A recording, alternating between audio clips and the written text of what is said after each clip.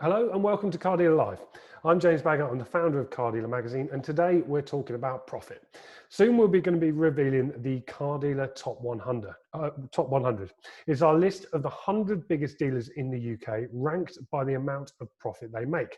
Now, joining me today to chat about this is Tim Smith. He's the commercial director of our headline sponsors, G-Forces. Tim, welcome. Thank you for joining me to chat about this. It's going to be unique. Good afternoon. It's going to be a unique list, this, isn't it, Tim? Just firstly, let's just talk about why you're so excited about being involved in it. I just think it's a new way of looking at the best performing dealer groups and independents in the market. We're a relatively small company, I say that, but we are, and we always have to look at the bottom line. And profit is the single most important part of what we do. If we don't make profit, we don't survive. And it's going to be interesting when you shine this light across the industry, who the top performers are. So that's why we're delighted to be involved in this, I think. Well, we're delighted to have you involved, Tim. Thanks ever so much. And let's talk a little bit about the detail of this list. We're having this chat because in 2 days' time, we've got the closing date for this. So September the 30th is when the dealers have to get their accounts into us by.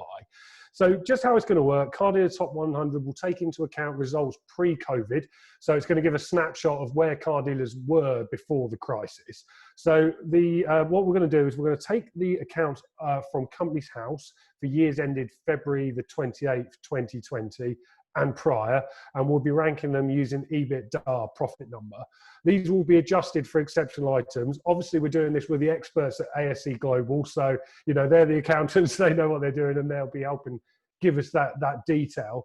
The final cutoff, though, for those car dealer accounts should be considered is Wednesday. The unique thing about this one, though, Tim, is the fact that we are pitching the whole dealer industry against each other, aren't we? This is the first time independents are going to be versus franchised. Do you think that's going to throw up some eintresting results? Yeah, I'm sure it is. I mean, it's just a different way of working, definitely. I mean, as a franchise dealer, you operate obviously under the auspices of manufacturers and with a lot of restrictions, to be honest. There's benefits, obviously. And volume bonuses and that sort of thing are really an absolute point that you have to focus on as a franchise dealer. As independents, it is all about swift stock churn. It's about buying right. It's about trading. It's about getting profit out of every single vehicle. So there's not, if you like, the artificial potential crux of volume rebates that potentially the franchise dealers see. However, as with all businesses, it just comes down to efficiency of operation, the skill within the organisation in order to make the most of the resources at its disposal. So I think this is a relatively fair playing field. I mean, obviously the scale of some of the largest franchise dealers plays into this massively. But what is going to be really interesting is just how efficient I think each sector actually is and how it's pitted against one another.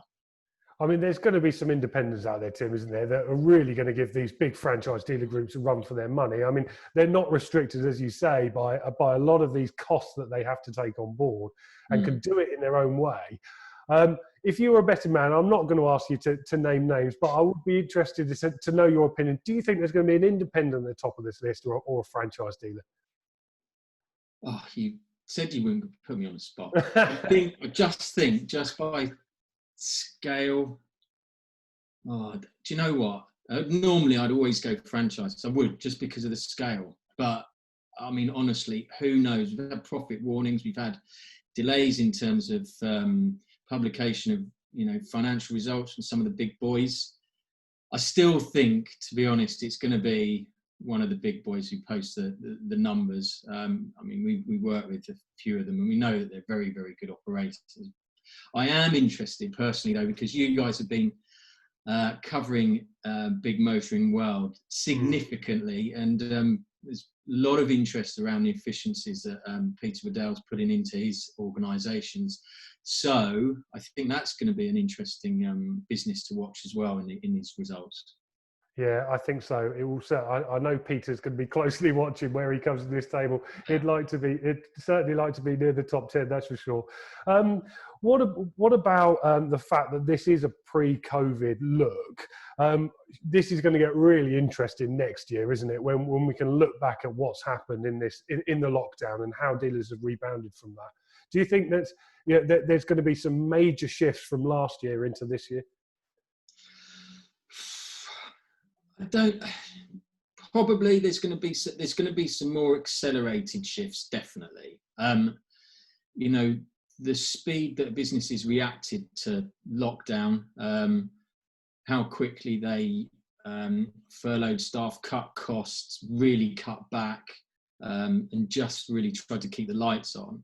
And then in terms of the post-lockdown, the recovery, how quickly did they recover? How quickly were operations back up and running? How quickly did they fill the service bays, get the MOTs back online, get sales back up and running? And also during COVID, I mean, this is one of our sweet spots, obviously, but, did e-commerce play a part in terms of keeping the lights on and at least ticking some of the business operations over?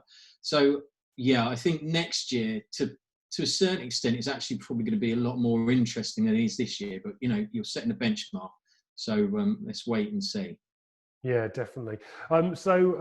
Tim, just finally, I wouldn't be doing my job if I didn't ask you the question. With e-commerce, I mean, I know we've called up on this a number of times. Has that acceleration that we talked about in the past continued? Now late September, is that surge here to stay for the foreseeable future?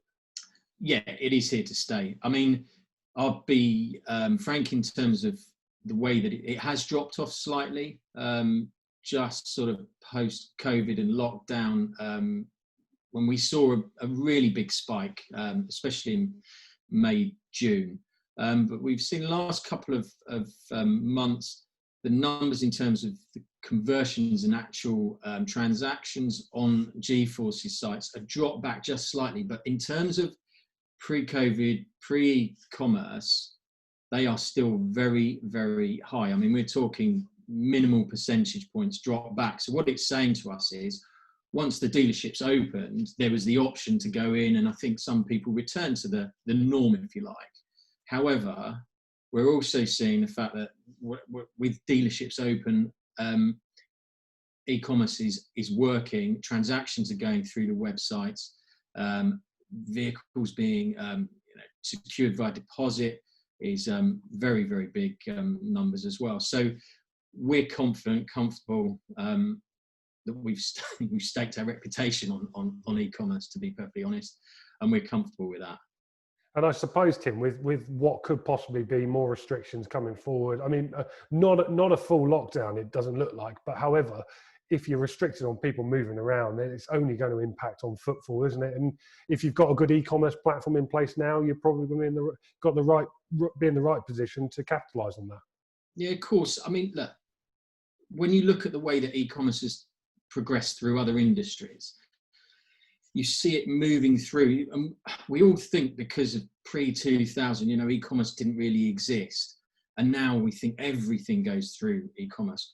Well, actually, it's only really now during COVID and lockdown that the supermarkets, for example, that have had really online, leading online retail propositions are starting to just understand how dominant and how important that really truly is. And that's taken 20 years for that to move through. And we're at the start of the journey with automotive. So over the next 3, 4, 5, 20 years, we think is going to be the dominant form of retail within the sector, obviously. But it's going to take time. And actually, as well, the dealership continues to hold a very important part in that sales process. It's just over time, it's the mixed play message that becomes more and more and more important. It's going to be fascinating to see how that develops, Tim. So just finally, before I let you go, how glad are you that a list is finally being pulled together that is actually based on profit and not on revenue? Because as they say, profit, sanity, and revenue's vanity, isn't it? Yeah, I think when you look at this year, that has never been truer. Never been truer. I mean, every business is really looking, shining a light onto every corner, trying to become more efficient, trying to cut costs, trying to keep the critical operations open. And if you've been well run in the past, if you have focused on the bottom line, if you've focused on trying to create a sustainable, healthy, scalable business that generates profit, then you are going to be in a better position potentially than a business that has just only ever looked at top line and revenue. And that, you know, that's a pretty obvious statement, but at some point, you know, someone's got to pay the piper. You only do that with profit. Good stuff. Tim, great to chat to you. Thanks ever so much for giving up your time. So we'll probably be talking again in a not too distant future. The list finally comes out. The Cardio Top 100 list comes out towards the end of October.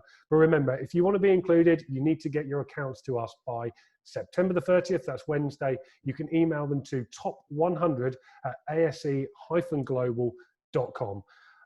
Thanks ever so much for Tim Smith there to join us from G-Forces and to our headline partners. The results for Cardio Top 100, as I say, will be out end of October. Keep an eye out on cardealermagazine.co.uk. I'll see you next time. Thanks for joining me. Goodbye.